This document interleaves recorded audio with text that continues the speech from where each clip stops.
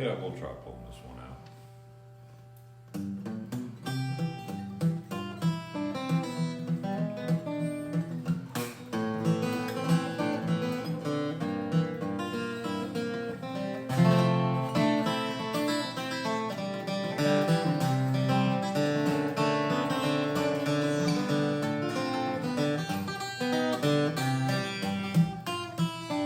I know you were talking about how we constructed the museum with the timeline and the murals and the pictures and the stories.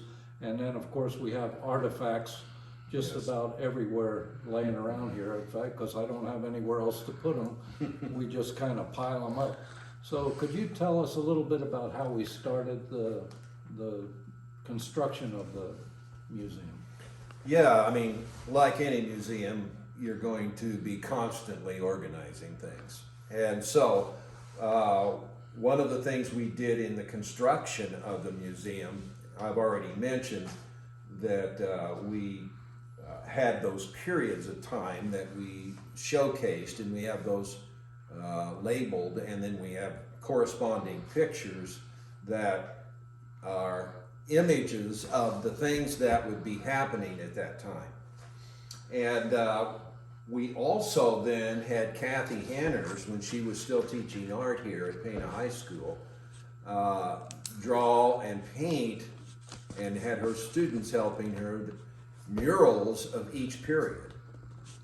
And these murals are set upon the top of the wall of our museum, and they're really amazing little snapshots on these murals of various activities, various memories, sometimes edifices, buildings, and so on that are going on at that time.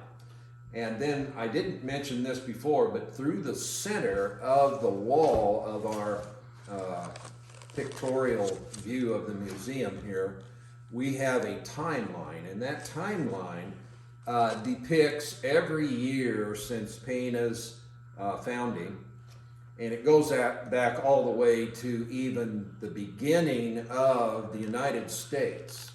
We have presidents on that timeline, all of the presidents and their terms of office.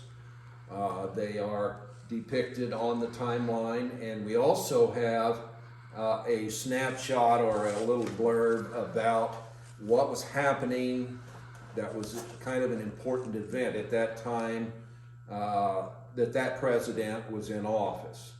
And so that tells us, then that gives us an opportunity to compare what was happening in the United States to what was happening in Pana.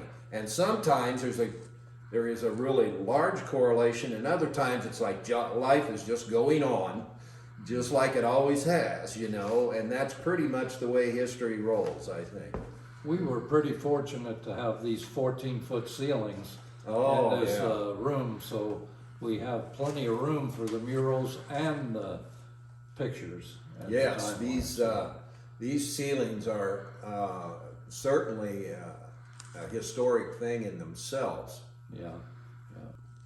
Well, Dave, I remember when we started this, we needed to have a track to run on. So you wrote a charter with our goals and our purpose for the museum. I know you have that on your lap. Can you read that to us? Well, you know, we wanted to be sure that we were doing this for specific, important reasons, and we really felt like it was important. You know, a city, especially a city the size of Pana, I think gains a tremendous amount of service from a museum, a history museum that depicts the events that took place there. And so I have a sort of an outline of this. The first thing that we wanted to do was to set forth the purposes and goals of the Pana History Museum. Why are we doing this? And so we wanted to establish a museum which accurately and effectively communicates the history of Pana. from pre-settlement, that would be around 1800, to current events, and we wanted it open to the public at no charge. And I really think that that is greatly appreciated, as well as something that allows people immediate access to seeing these histories. And then the museum would be holistic in nature. In other words, we're going to cover all aspects of the lives of people, of each period. Now, we're not going to purposely single out people, try to do anything negative, but at the same time, we're not going to, we're going to tell the whole story. We're going to tell what happened that were good things as well as the bad things. And we think that was a very important message that we needed to get out to our people. And we feel like the museum increases the cohesiveness of this community. People come in here, they say, "Oh, there's my uncle," and right away they're taking ownership of what they see right in here. And a lot of it is very nostalgic. Certainly many of the artifacts, the old phones. We have so many interesting artifacts that people can say, this is something I remember, and certain events as well. We wanted to increase public awareness of our local history and how that history now impacts our life today. We feel like that our great legacy that we have developed through the years has really been something that has given us a name and a purpose to exist here. Another thing that we wanted to do was enhance tourism in the city. Right. This is something that Mike and I both have constantly worked on in different ways. And we wanted to become a cooperative facility in related local events. When you have parades or whatever you have, that you're celebrating, in many cases, other facilities like the Pana Library, it can be any of the clubs that we have in town. The Pioneer Heritage Guild, that's a major link for us in Pana here to link directly right to our museum.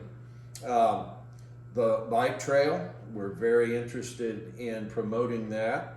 Of course, we have Anderson Prairie Park, which is a real attraction for people that are walking that trail. That's the old Illinois Central, very historic rail bed that was built right through Pana, the central spur of that railroad. Certainly we now have that butterfly house out there at the prairie that has attracted many people from all over the state and other states. In fact, we're up to about 40 states now that have visited the butterfly house, believe it or not. And certainly the community school district. As a retired school teacher, I'm still very interested in the education of our youth. And then I looked at what are my roles as the curator of the museum. And so what I have tried to do is direct any of the planning and development of the museum.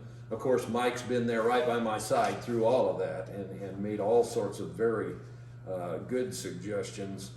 I took on the responsibility of establishing and maintaining the Planning and Development Committee. Well, it turns out that committee was Mike and I for many years, but we did get a lot of advice from other people. Yes. And we wanted to organize and keep records of all the documents, all the artifacts and other information pertinent to the museum. We've been establishing a database of the sources, the contact information, all sorts of very important data, and any important information that preserves the authenticity and the accuracy of museum displays.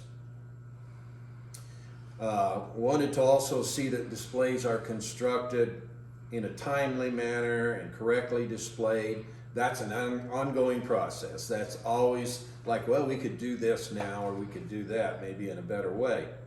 Collect feedback from visitors and use it to improve the quality of the museum. I did a lot of writing. I did most of the editing in the beginning and promoting, and I was a spokesperson regarding all aspects of the museum. Of course, Mike was doing similar things. Then we had roles of a planning and development committee. And there are some new developments now with that are taking place where I believe we will have even more help. But we wanted to determine the format and long-range plan of the museum in keeping with its purpose and goals. And then determine the methods, the materials of the various displays. We wanted to establish a research-based methodology to accurately document information and artifacts related to Pana's history. We've been recruiting volunteers, as we did, for example, with the murals, to create and construct displays, dioramas, etc., and to promote the museum essentially to the public.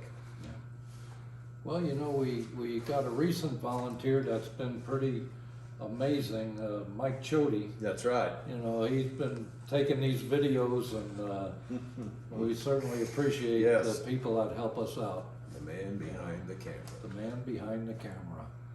I see you back there. All right. Need roses. Can I cut a Yeah. second? Yeah. Your microphone's not plugged in. That's bad.